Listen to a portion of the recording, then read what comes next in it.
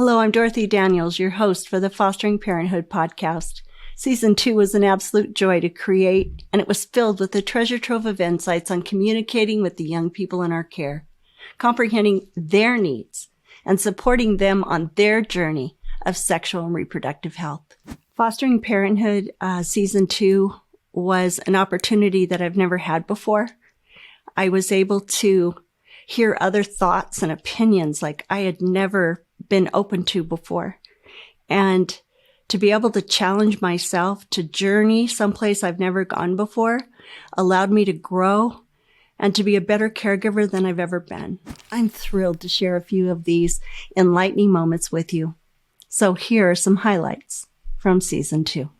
About, I'd say 3 weeks after I gave birth, on my 16th birthday, I had to have an emergency surgery to get rid of my gallbladder because I had jaundice and my skin turned yellow, my eyes turned yellow. Happy birthday, girl. Dang. I had a 3-week-old, at home, and it was just not a sweet 16 for me, but it was really traumatic. And I think it was honestly in some ways worse than the birth. And this is like not having a gallbladder. It's typically, it could be if you're overweight, or you're not eating right, but a huge factor too is actually for Indigenous people and people of color. If you come from one of those ethnicities and backgrounds, you're actually at a higher risk for developing gallstones when you're pregnant. And there's ways to mitigate that if your doctor knows your background and history.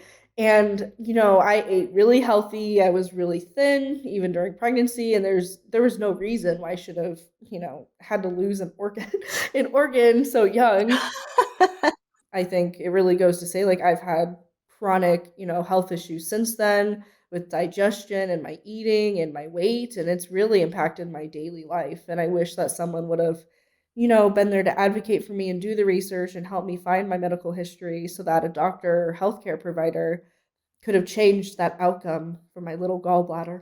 How does a child that young find a way to make money in that world? I mean, how do you even get started? I mean, not that I want people to do that, obviously, but how can we prevent it? We have to know how they're getting into it to know how to prevent it. A lot of us have been exploited or abused by people we know already, like family members or step parents. So that's when we start kind of viewing it as normal and oh, this is kind of the role we play in the world. And like I already said, we're so young, we just don't know that that's not right. And then when we enter the system, unfortunately, in all 3 states that I've been in, I noticed that especially in group homes and shelter settings, where there's so many youth and not enough staff to supervise all of them.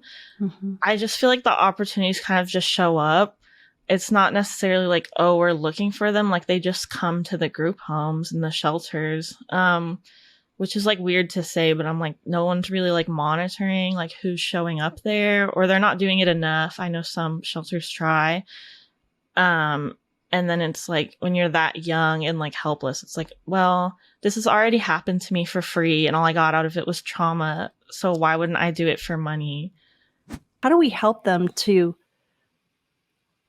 or warn them against becoming a victim of CSEC?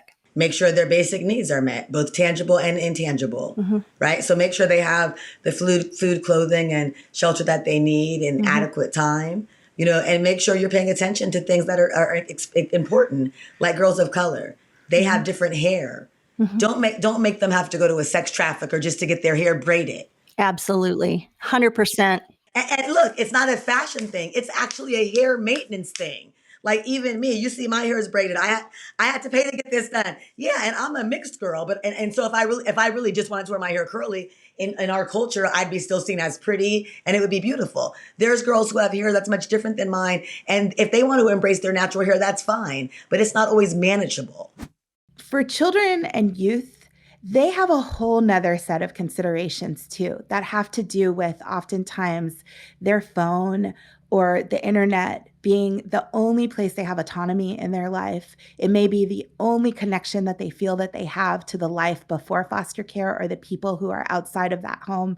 It may be their way of feeling like they can care for, parent, protect siblings that they're not in the same home with, that they can maintain some kind of normal social life through a lot of transitions. It may be the only place that they feel like they really can get the information that they need to get to be able to find out about things like post-secondary education or reproductive health care, or, even simple things like how do I get on the bus from home to school.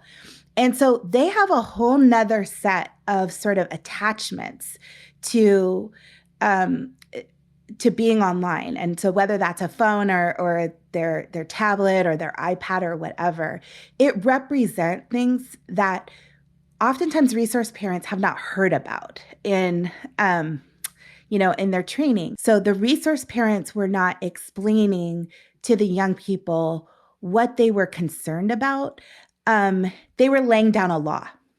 This is what we do in this home. And this is what we're doing to keep you safe, period. And the young person wasn't explaining or wasn't getting the chance to explain what it represented to them and what they felt like was being limited, which was much, much more than a device. And I love to talk about sex ed like this, but it really is a great practicum and pedagogy for all of life, right? Being able to hold those two things simultaneously. I want the absolute best for you. And I know that talking about safety and barriers is super, super conductive to that. And I want you to be able to make the decisions for yourself and to live your best life in the ways that you define for yourself. So I think that the first step is to offer that to yourself, right? For adults, for parents, for care providers, we have to be honest with ourselves. We have to come with compassion for ourselves and say, I had really shitty sex ed. My mom told me the worst things would happen if I ever had sex. And that is a conversation starter with young people right then and there, offering that vulnerability of hey, I'm also a little bit nervous to have this conversation with you. I feel a little bit uncomfortable, naming our limitations and saying, I don't have all of the answers, but I promise that I'm just here to listen, to support, and to offer what I do have, is a great place to start. Because I think that young people have this notion of adults of they know everything and they're condescending and they're superior. But we, as the adults, get to break that. We get to disrupt that narrative and say, I don't actually, I'm nervous too. And so just naming it, right? So I have nieces and nephews and I have this conversation with them all the time and I'm terrified and I'm like, listen, ultimately, what I want is for you to be able to live your life in the ways that you've defined it as best and safest for yourself, right? And it's important for you to know that I come with my own things attached to me. So I've got the internalized learnings of my family, my Catholic upbringing, right? My terrible sex education. And so all of that is going to intersect at some points, and welcoming in the accountability of when it comes up and it doesn't feel good for you, name that to me. Let me know that I'm coming from a place that is scaring you or that maybe is doing a little bit more harm than good is so, so critical to get to that point. But again, I firmly believe that we cannot offer it to young people or to anyone that we're in community with if we don't offer it to ourselves first. So really doing the self-reflective and compassionate work of understanding your own journey with sexuality, your own journey to identity, to your pleasure practices, to how you have policed your own body, how society has told you to shrink or that something's wrong with you because your body doesn't do this or because you don't like that.